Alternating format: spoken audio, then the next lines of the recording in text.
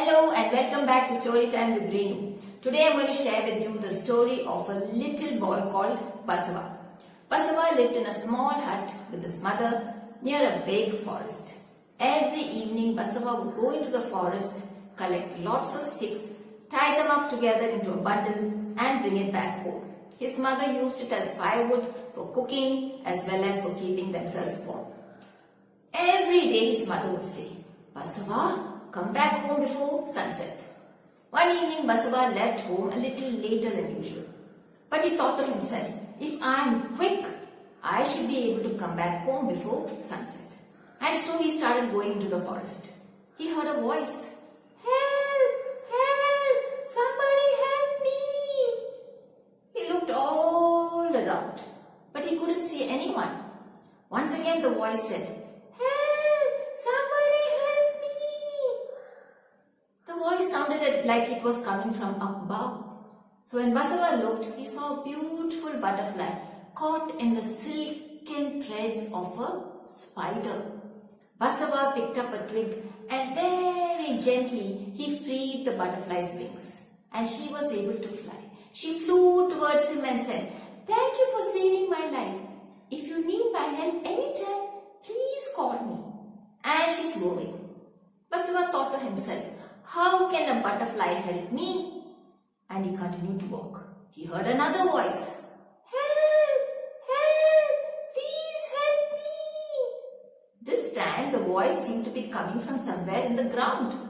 And when he looked down, he saw a dragonfly drowning in a small pool of water.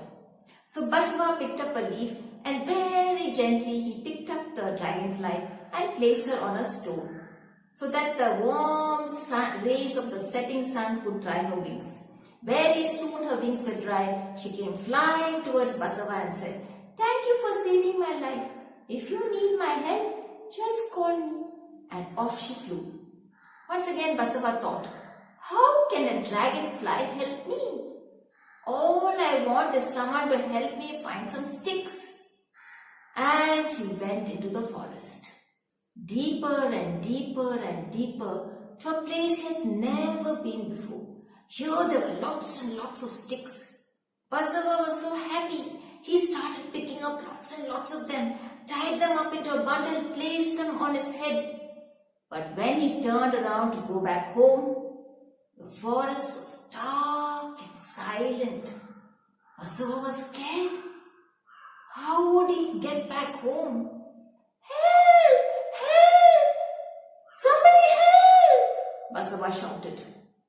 But the forest was dark and silent. Once again Basava shouted, "Help! Help me!" Then he heard a soft voice. "What's the matter?"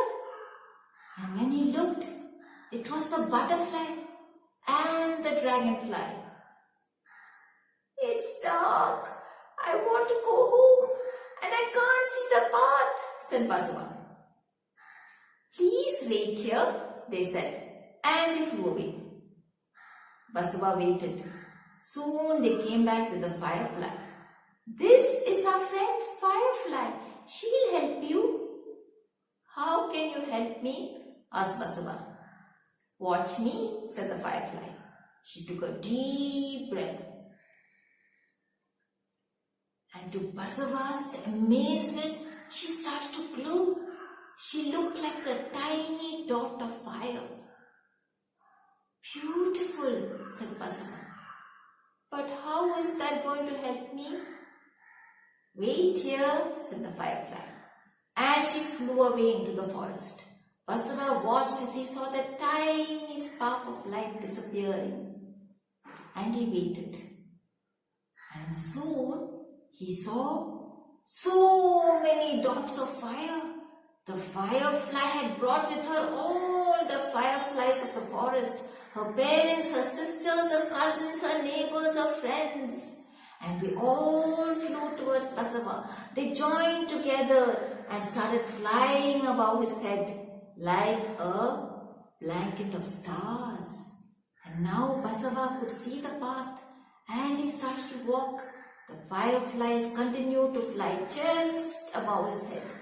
And soon Basava came to the edge of the forest, and there was his mother waiting, and she was surprised to see Basava coming out of the forest with a cloud of shimmering, glittering light.